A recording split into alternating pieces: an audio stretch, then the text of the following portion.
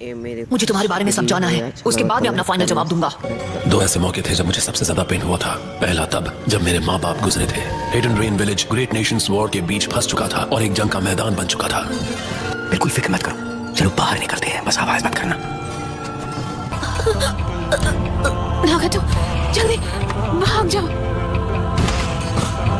वो भी दुश्मन नहीं थे। अब हम क्या करें? आखिर ये कैसे हो गया?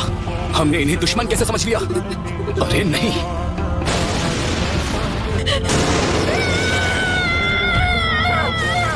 वो दर्द नफरत में बदल गया, लेकिन उसकी वजह से मेरी पावर्स भी एक्टिवेट हो गई।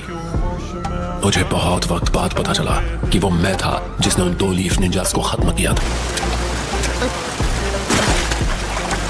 इतनी भूख लगी है कि चला भी नहीं जा रहा। अब कीजिए, क्या आपके पास खाने के लिए कुछ है जो आप मुझे दे सकते हैं? शुक्रिया, मैंने काफी वक्त से कुछ नहीं खाया है।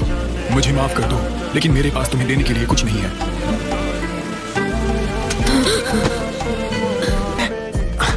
तुम्हारा नाम क्या है? जीबी। तुम्हारा नाम तो बड़ा अजीब है, जीबी। मेरा नहीं, ये डॉग का नाम है। और इस तरह हम मिले थे। इस तरह मैं कोनन और याही को नाम के एक लड़के से मिला। सभी चलेगा सर, प्लीज हमारी मदद कीजिए। मैं यहाँ मुफ्त में फिश बांटने के लिए नहीं बैठा हूँ, चलो भागो यहाँ से। कंजूस कहीं के। ज़बान संभाल के, वरना ठीक। उस छोटे से विलेज में ऑर्फन्स की मदद करने के लिए कोई इंतजाम नहीं था। चोरी करना हमारे लिए जीने का इकलौता तरीका बन गया और कोई चारा नहीं था। हांसो के खिलाफ हिडन लीफ के निंजास। वो जिराया सेंसे और उनके 2 टीममेट्स लड़ रहे थे। वो 3 जो हिडन लीफ के लेजेंडरी सानन के नाम से पहचाने जाने वाले थे। यही को अब हम क्या करेंगे? शिबी सांस नहीं ले रहा है। उसकी फिक्र बाद में करो, पहले हमें यहाँ से बाहर निकलना होगा। भागने के बाद तुम सिर्फ रोते रहोगे तो कुछ नहीं बदलने वाला, बिल्कुल इस नेशन की तरह। और हिडन लीफ निंजा से जो हांसो से लड़ रहे थे। मैं अभी बैटल साइट देख कर आया हूँ और मैंने उनमें से किसी की भी लाशें नहीं देखी। वो सब हांसो से लड़ रहे थे और सभी बच गए। इसका मतलब वो सब बहुत ताकतवर होंगे। तो मैं पता लगाऊंगा वो किसने किया और उनका स्टूडेंट बन जाऊंगा। मैं मन बना चुका हूँ। हमें वो आखिर मिल ही गए, जिराया सेंसे। क्या मैं इन्हें खत्म कर दूं? वॉर में कितने बच्चे खत्म हो चुके, ये एक बड़ी मुसीबत है। बाद में आने वाली प्रॉब्लम से तो उन्हें इसी वक्त खत्म कर देना बेहतर है। करो ओरोचिमारो, फिलहाल तुम सुनारी के साथ आगे चले जाओ। मैं कुछ वक्त यहाँ रहकर इन तीनों बच्चों की देखभाल करूंगा। मेरे माँ बाप को हिडन लीफ के निंजा ने खत्म किया था। समझ आने लगा कि शायद जिराया सेंसे अलग है।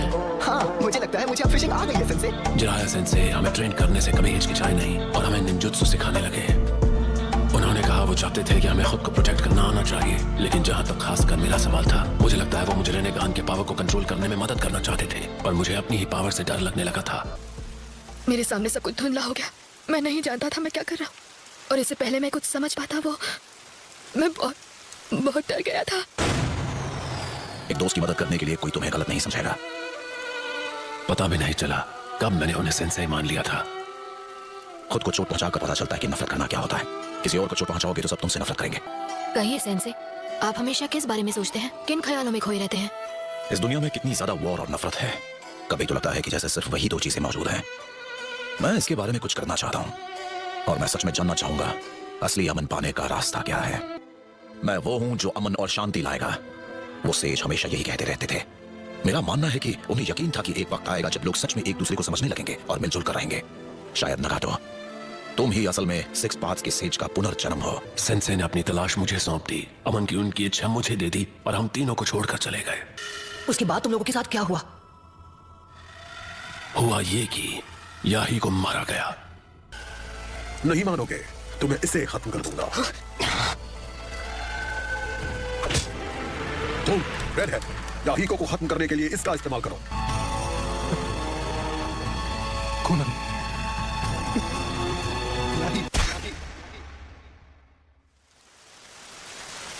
तुम्हें और कोनन को जिंदा रहना होगा, चाहे जो भी हो जाए। तुम इस दुनिया के रक्षक हो।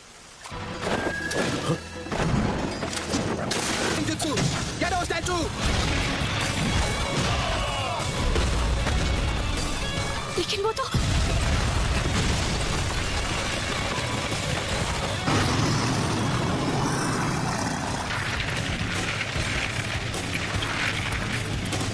लगता है असली लीडर तो तुम थे।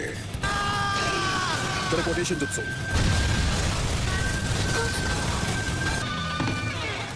याही को नहीं रहा और उसके बाद से मैं हमारी ऑर्गेनाइजेशन का लीडर बन गया। और लैंड ऑफ फायर के सिटीजन्स सच्चाई जानते हुए भी अमन का दावा ही करते रहे। लेकिन वो अमन जो तुम बड़े नेशंस एंजॉय करते हो, वो सिर्फ इसीलिए है क्योंकि छोटे नेशंस को जबरदस्ती बलिदान देने पड़ते। तुम्हारे कहने पर मैंने तुम्हें अपनी कहानी बता दी। चलो अब तुम्हारा जवाब सुने।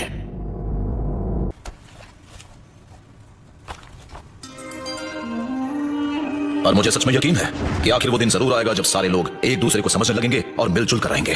तो तुम मुझसे हिसाब बराबर करना चाहते हो? हाँ बिल्कुल, लेकिन चिचोरी बाबा को मुझ पर भरोसा था। वो चाहते थे उनका अधूरा काम मैं पूरा करूं, और इन्हीं वजहों से मैं उन पर यकीन करना चाहता हूं, उनकी सिखाई बातों पर अमल करना चाहता हूं, और यही मेरा जवाब है। तुमने अपना जवाब दे दिया है और तुम चाहते हो हम इंतजार करें जब तक तुम किसी जादू से इस दुनिया को एक अमन पसंद जगह में बदल नहीं देते? नहीं, नामुमकिन। इतना सब होने के बाद मैं जराया के कहने पर कैसे यकीन करूं? असली अमन जैसी चीज कभी हो ही नहीं सकती। एक मैं शाप को तोड़कर रहूंगा। अगर वाकई इस दुनिया में अमन जैसी कोई चीज है तो मैं किसी तरह उसे ढूंढ लूंगा। मैं उसकी तलाश कभी नहीं छोड़ूंगा। शब्द ऐसा नहीं हो सकता। बिल्कुल सही, तुम इसे जानते हो। अभी जो तुमने सुना वो सारे लफ्ज इस बुक में लिखे हैं। ये वो पहली बुक है जो चिचोरी बाबा ने लिखी थी। वो सच में अपने मैसेज से दुनिया को बदलने की कोशिश कर रहे थे। उन्होंने एक स्टूडेंट के बारे में लिखा है जिन्होंने उन्हें इंस्पिरेशन दी थी, और वो तुम थे ना घटो। दुनिया में अमन, मैं उसे हासिल करने का तरीका अब तक नहीं ढूंढ पाया हूं, लेकिन मैं कसम खाता हूं कि एक दिन मैं इस शराब को तोड़कर रहूंगा। अगर इस दुनिया में सच में अमन जैसी कोई चीज है तो मैं किसी तरह उसे ढूंढ लूंगा। एक दूसरे सेज ने एक बात भविष्यवाणी की थी। उन्होंने कहा था कि मेरा एक स्टूडेंट शिनोबी की इस दुनिया में बहुत बड़ा बदलाव लाएगा, और वो मैं होने वाला हूं जो उस क्रांतिकारी को राह दिखाएगा। है, उसका नाम है नारुतो। मैं होकागे बनकर रहूंगा और मैं हिडन रेन में अमन लाकर रहूंगा। यकीन करो, मैं चाहता हूं तुम मुझ पर भरोसा करो। कैसे मुझसे कह सकते हो कि तुम कभी अपना मन नहीं बदलोगे? तुम्हें सच में लगता है तुम उस आदर्श से कभी अपना मुंह नहीं मोड़ोगे? भले तुम कितने भी दर्द में क्यों ना हो, तुम्हें लगता है तुम हमेशा खुद पर भरोसा कर पाओगे? क्या तुम इसकी गारंटी दे सकते हो? मेरे अंदर अब भी बहुत सारा दर्द दबा हुआ है, और कोई नहीं बता सकता कि आगे चलकर कितने दर्द का सामना करना हो। इसके बाद की कहानी मेरी जिंदगी पर होगी। इसी वजह से भले मुझे आगे चलकर जितना भी दर्द सहना पड़े, मैं रुकने वाला नहीं हूं, क्योंकि यही तो है असली नारुतो। तुम मुझे एक ऐसा भविष्य दिखा रहे हो जो उस रास्ते से अलग है जिस पर मैं चलता आया हूं। लगता है मैं तुम पर भरोसा करने वाला हूं। जिनके पास रेनेगान होता है वो 6 पेन्स के सारे जुत्सु का इस्तेमाल कर सकता है, और वो जिंदगी और मौत की दुनिया के दायरे के बाहर होते हैं।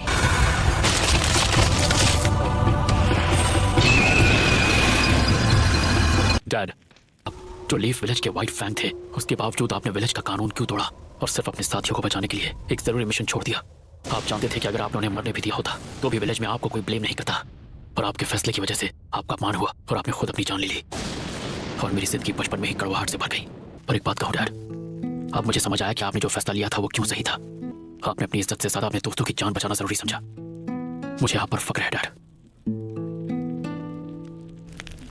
शुक्रिया मेरे बच्चे।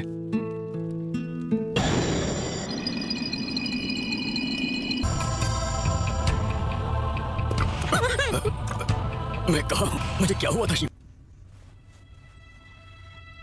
मेरे पास अब भी उन्हें दोबारा जिंदा करने का टाइम है जिन्हें मैंने लीफ विलेज में आने के बाद खत्म किया था। मैं उनके लिए कम से कम इतना तो कर ही सकता हूं। ये क्या है? मेरे ख्याल से तुम्हें यहाँ समय से पहले आना पड़ गया। शायद कोई काम अधूरा रह गया जिसे तुम्हें अभी पूरा करना है। डैड, मैं खुश हूं कि हम बात कर पाए और तुमने मुझे माफ कर दिया। प्रकाशी भी हाँ। चलो शुक्र है, मैं बहुत खुश हूं कदाची से। मैं तुम्हें जितना हो सके उतना समझाऊंगी। वो चीजें हैं जिनका तुम आने वाले समय में सामना करने वाले हो नारुतो। तुम्हारी और इस किताब की कहानी इतनी मिलती है कि लगता है जैसे कोई भविष्यवाणी हो। लगता है मेरा सफर यहीं तक था नारुतो, और मुझे यकीन है कि तुम ये जरूर कर पाओगे।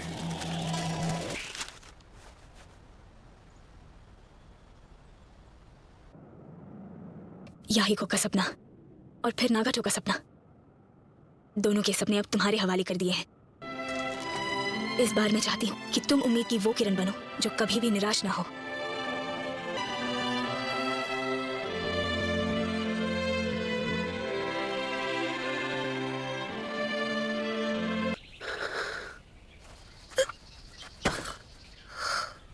बहुत खूब, ककाशी सेंसे। ऐसे ही रहो, मैं तुम्हें ले चलता हूँ।